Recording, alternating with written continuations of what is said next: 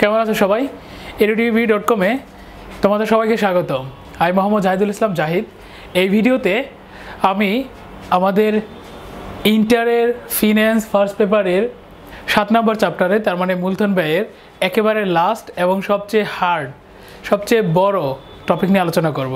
আর যদি সবচেয়ে বড় এবং লাস্ট বলি, আমাদের 7 নম্বর চ্যাপ্টারের সবচেয়ে বড় টপিক হলো WACC, যেটাকে আমরা WACC বলি, সবাই বলে স্টুডেন্টরা।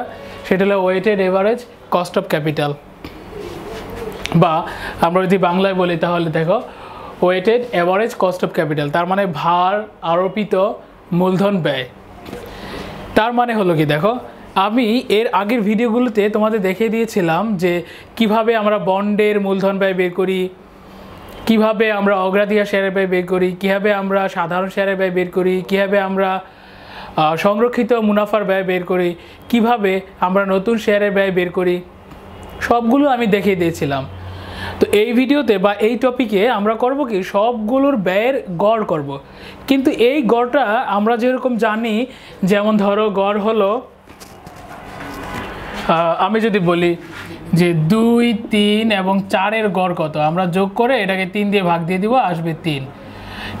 এরকম কিন্তু সিম্পল গড় না, আমাদের এই গড়টা হলো ভার আরোপিত গড়। এখানে দেখতে হবে কার ওয়েট কতটুকু, বলাই আছে ওয়েটেড।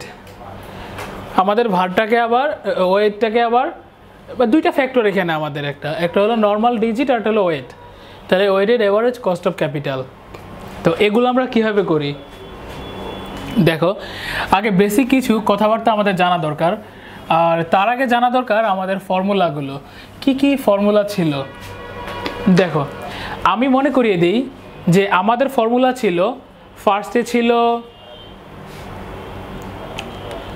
আমি একটু তোমাদের এখানে লিখিয়ে দিচ্ছি। দেখো ফার্স্টে ছিল আমাদের পরিশোধ্য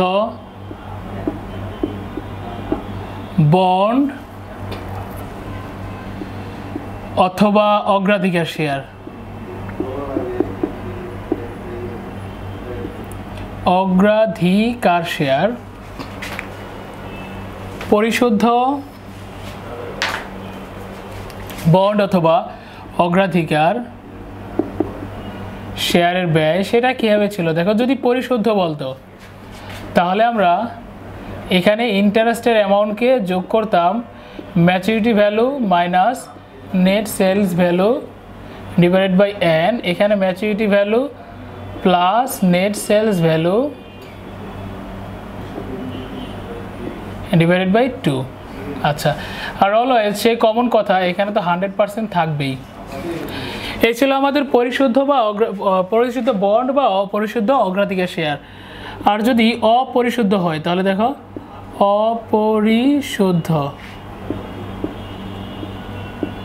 অপরিশুদ্ধ বন্ড অথবা অগ্রাধিকার শেয়ার। আচ্ছা, যদি সেটা পরিশুদ্ধ বন্ড অথবা পরিশুদ্ধ অগ্রাধিকার শেয়ার হয়, তখন কেমন ছিল? তখন হলো আমাদের ইন্টারেস্টটাকে আমরা নেট সেলস ভ্যালু দিয়ে ভাগ দিতাম। এটা ছিল আমাদের ফর্মুলা। তো একটু দেখে নাও ফর্মুলাগুলো আমার ঠিক আছে কিনা।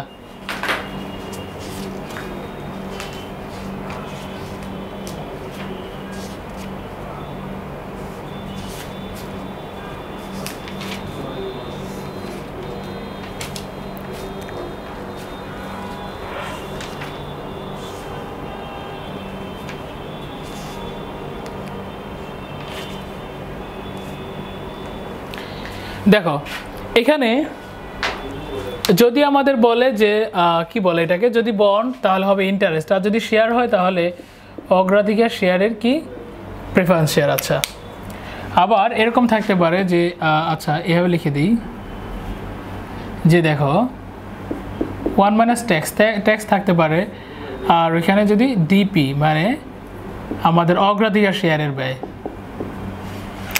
আচ্ছা, তো এগুলো হলো আমাদের পরিশুদ্ধ বন্ড বা পরিশুদ্ধ অগ্রাধিকার শেয়ার এবং অপরিশুদ্ধ বন্ড বা অপরিশুদ্ধ অগ্রাধিকার শেয়ার। আর একটা কমন যেটা হলো আমাদের শেয়ার, যে সাধারণ শেয়ার বা সংরক্ষিত মুনাফা বা নতুন শেয়ার ছাড়ার বেলায় কাজে লাগে। আমি সবগুলো একসাথে একটা ফর্মুলা দিয়ে লিখে দিচ্ছি। দেখো আমি লিখলাম সাধারণ, আচ্ছা সাধারণ অবলিক নতুন লিখে দেই সবগুলো ফর্মুলা। দেখো এই চ্যাপ্টারে যত ফর্মুলা লাগবে আমি সবগুলো লিখে দিচ্ছি, যে সাধারণ অথবা নতুন শেয়ার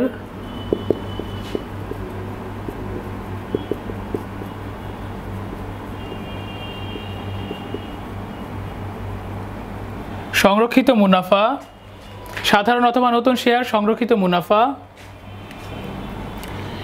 এগুলোর যদি আমাদের ব্যয় বলে তখন কি হবে? দেখো অনেক কিছু থাকতে পারে। দেখো সেটা কেমন, আমাদের D0 এটার সাথে আমরা গুণ করব 1 প্লাস জি, তার মানে D1 চলে আসলো। যদি ট্যাক্স থাকে তাহলে 1 মাইনাস টিপি পার্সোনাল ট্যাক্স। আচ্ছা নিচে থাকবে আজকের দিনে শেয়ারের দাম মাইনাস যদি কোনো ফ্লোটেশন কস্ট দেয়া থাকে। আচ্ছা আর যদি জি থাকে তাহলে একটা প্লাস জি হবে, আর এই পুরোটাকে আমরা 100 দিয়ে গুণ করব। আবার এরকম হতে পারে যে আমাদের ডিরেক্ট ইকুইটির ব্যয় দেওয়া আছে, তখন হবে এইভাবে যে কে ই 1 মাইনাস ট্যাক্স রেট সমান সমান। আচ্ছা এই ফর্মুলাগুলো আমাদের এই চ্যাপ্টারের সবগুলো টপিকে এই ফর্মুলাগুলো আমরা ইউজ করেছি। এই ফর্মুলাগুলো দিয়েই আমাদের ম্যাথ করতে হবে। আর এখন আমরা এই সবগুলো ফর্মুলা, মানে এখন আমরা এমন একটা টপিকে যাবো যেটা হলো আমাদের weighted average cost of capital বা WACC। ওখানে আমরা এই সবগুলো ফর্মুলা ব্যবহার করব, এবং যে WACC পারবে সে হলো সবগুলো ম্যাথ পারবে।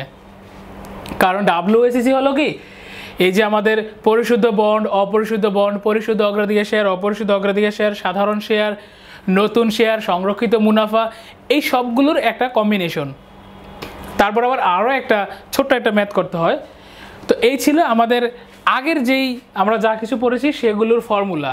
মানে দেখো আমরা অনেকে ভয় পাই যে একটা চ্যাপ্টারে ফিনান্সে এত ফর্মুলা কীভাবে মুখস্থ রাখবো। আসলে দেখো আমাদের ফর্মুলা কি মেনলি 3টা ফর্মুলা এই চ্যাপ্টারে, আর বাকি যে ফর্মুলাটা আছে আমরা WACC যেটা ব্যবহার করবো এটা তোমরা সবাই পারবে, একেবারে ইজি।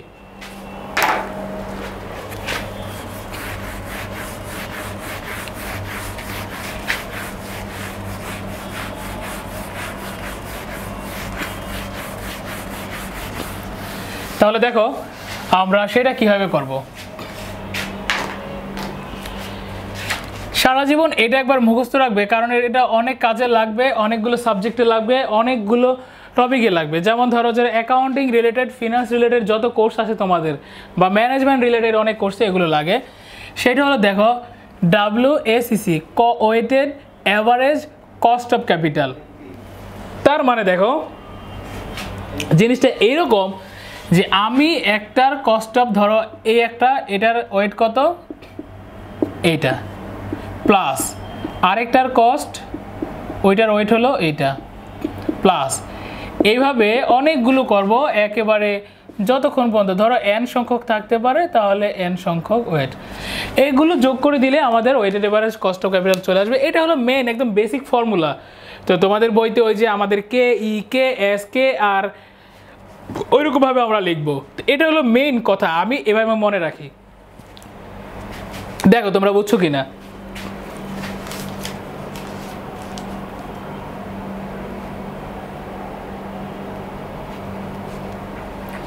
আর এটা আমাদের বইগুলোতে, মানে ইন্টারের ফিনান্স বইগুলোতে এইভাবে দেওয়া আছে। দেখো যে বন্ডের ব্যয়, তাহলে বন্ডের ওয়েট, প্লাস ইকুইটির ব্যয়, ইকুইটির ওয়েট, প্লাস রিটেনড আর্নিংস বা কি বলে সংরক্ষিত মুনাফার ব্যয়, সংরক্ষিত মুনাফার ওয়েট। আচ্ছা আর এটা বাকি থাকলে কি KS ইকুয়াল টু WS। এই হলো আমাদের ফর্মুলা। তো এত কঠিন ফর্মুলা তোমাদের মনে রাখার দরকার নেই, তোমরা এইভাবে মনে রাখবে K1 W1 plus K2 W2 plus K3 W3 plus এভাবে KN WN।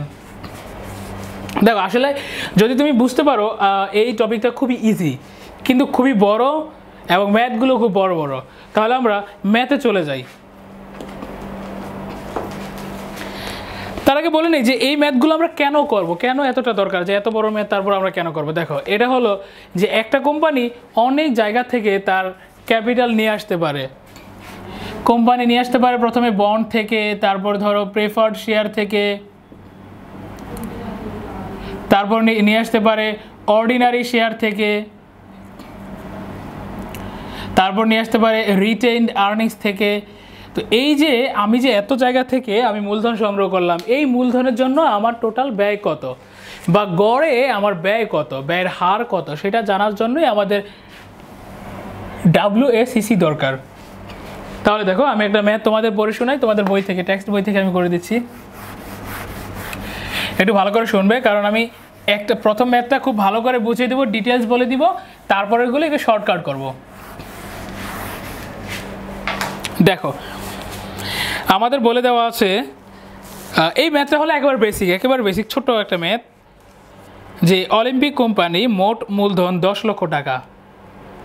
অলিম্পিক কোম্পানির মোট মূলধন 10 লক্ষ টাকা।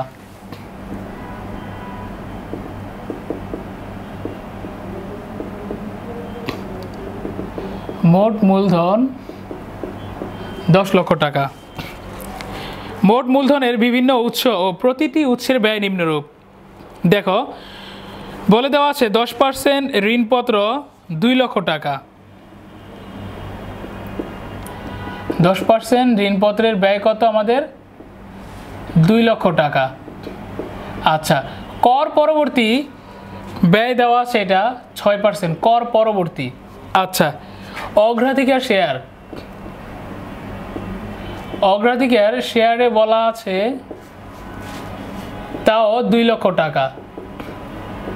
কর পরবর্তী ব্যয় দেওয়া আছে 12%। আচ্ছা, তারপর বলা আছে সাধারণ শেয়ার। দেখো সাধারণ শেয়ারের ব্যয় বলা আছে 6 লক্ষ টাকা, আর কর পরবর্তী ব্যয় দেওয়া আছে 18%। আচ্ছা, এই ছিল আমাদের ম্যাথ। তো কোশ্চেনে বলা আছে আমাদের যে ভার আরোপিত গড় মূলধন ব্যয় কত হবে। দেখো এখন ভার আরোপিত গড় মূলধন ব্যয় যে বের করতে গেলে আমাদের দুইটা জিনিস দরকার, সেটা হলো আমাদের ভার, যাকে ইংলিশে বলে ওয়েট, আরটা হলো ব্যয়, যেটা হলো কস্ট। দেখো ব্যয়গুলো দেয়া আছে যে আমাদের 10% ঋণের ব্যয় হলো 6%, অগ্রাধিকার শেয়ারের ব্যয় হলো 12%, সাধারণ শেয়ারের ব্যয় হলো 18%। ব্যয়গুলো দেয়া আছে, আমাদের বের করতে হবে এখন এই যে ভারটাই বের করতে হবে। তাহলে ভার কীভাবে বের করি, আমি যেহেতু এটা ফার্স্ট ম্যাথ তাই তোমাদের অনেক ডিটেলস বলে দিচ্ছি যে ভারটা কীভাবে বের করবো। এরপরে ম্যাথগুলোতে আমি একদম সরাসরি লিখে দেবো যে ভার কত। দেখো আমি যদি 10% ঋণের ভার বের করি,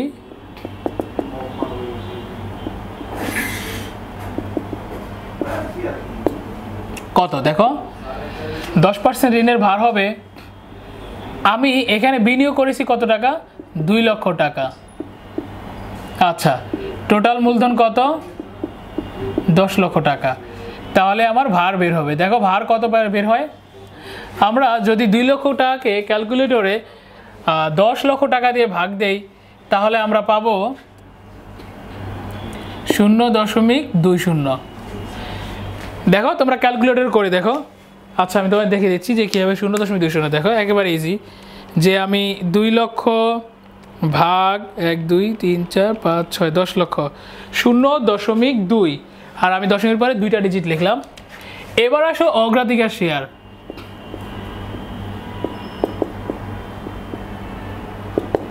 অগ্রাধিকার শেয়ার কত দেওয়া আছে এখানে? সেম 2 লক্ষ টাকা। তাহলে আমরা জানি আমাদের অ্যান্সারও আসবে সেম।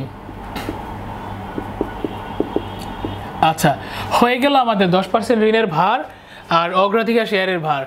এবার আসি আমরা সাধারণ শেয়ারের।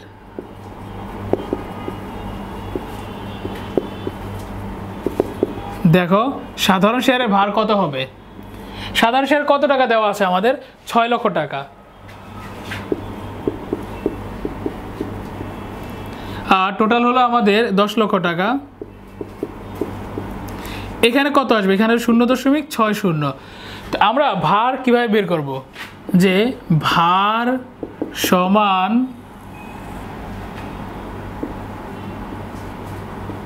ওই মূলধনে, ওই মূলধন কি, যখন আমাদের ঋণ হয় তখন ঋণে কত টাকা, অগ্রাধিকার শেয়ার হলে অগ্রাধিকার শেয়ারে কত টাকা, সাধারণ শেয়ার হলে সাধারণ শেয়ার কত টাকা, ওই মূলধনে বিনিয়োগকৃত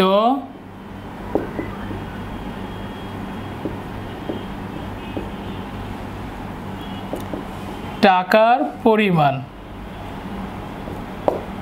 আচ্ছা, আর এখানে হলো মোট বিনিয়োগের পরিমাণ।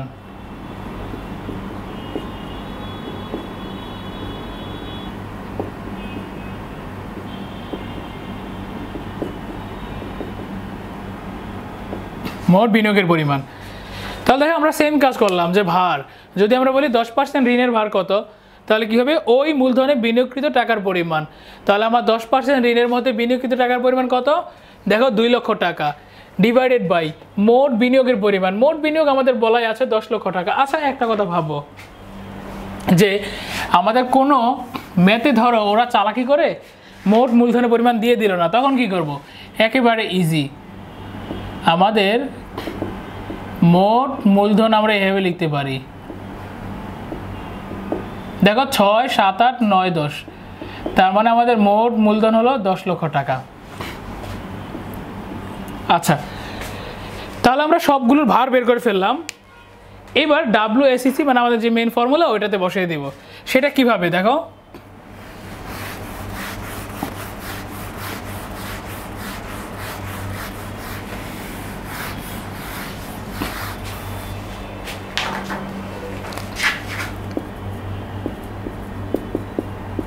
এখানে কি কি ছিল? প্রথমে ছিল আমাদের 10% ঋণ, তার মানে বন্ডের ব্যয় KD ইন্টু WD। আচ্ছা, প্লাস তারপর হলো অগ্রাধিকার শেয়ার। আমরা জানি অগ্রাধিকার শেয়ার আমরা P দিয়ে বুঝাই, KP প্রেফার শেয়ার, তাহলে WP, প্লাস সাধারণ শেয়ার তার মানে কি ইকুইটি KE ইন্টু WE। আচ্ছা দেখো, তাহলে আমার KDর ভ্যালু কত? KD হলো, KD মানে কি, K মানে হলো আমাদের মূলধন ব্যয়, আর D মানে বন্ড, P মানে প্রেফার শেয়ার, E মানে ইকুইটি। তো মূলধন ব্যয় আমাদের বন্ডের কত টাকা? বন্ডের হলো 6%, ইন্টু বন্ডের আমাদের ভার কত ছিল? বন্ডের ভার ছিল 0.20, প্লাস দেখো প্রেফার শেয়ারের আমাদের ব্যয় কত? 12%, ইন্টু প্রেফার শেয়ারের ভার কত ছিল? 0.20, প্লাস ইকুইটির ভার কত, মানে আমাদের ব্যয় কত? 18%, আর ভার হলো 0.60। এখন দেখো এখানে একটা কাজে আমরা অনেকেই ভুল করি, কিন্তু অনেকেই এই ম্যাথে ভুল করি কোথায়? সবসময় আমাদের যে ডি মানে KD বা KP বা KE মানে যেই মূলধন ব্যয়গুলো আছে, এই মূলধন ব্যয়গুলো হবে আমাদের, এই মূলধন ব্যয়গুলো হবে সবসময় কি বলে যে পূর্ণ সংখ্যায়, মানে এখানে দশমিক হবে না, শুধু ভারগুলো হবে দশমিক। দেখো ভারগুলো দশমিক। আচ্ছা, তারপর আমরা ক্যালকুলেশন করে দিই। 6 ইন্টু 0.2 কত হবে? 1.2, 1.2। আচ্ছা 12, এখানে হয়তো 2.4 আসবে, যে 12 ইন্টু 0.2 কত হবে? 2.4, প্লাস 18 ইন্টু 0.6 কত হবে? 10.80। তো আমরা সবগুলোর ভ্যালু পেয়ে গেলাম। এবার এগুলো আমরা সামেশন করে দিলেই হয়ে যাবে।